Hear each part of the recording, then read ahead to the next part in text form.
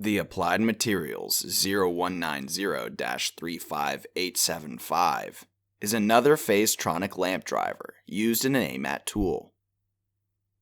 This driver is a variable control system used to control a light source and can be found under many part numbers and versions for various AMAT tools. We have rebuilt hundreds of these controllers under the various part numbers and fully tested them as shown in the video, after a full rebuild and refurbishment.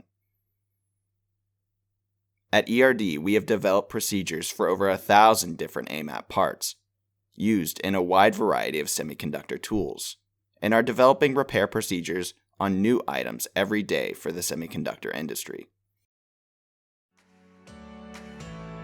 Thanks for checking out the video. Subscribe to ERD TV for more videos of our repairs.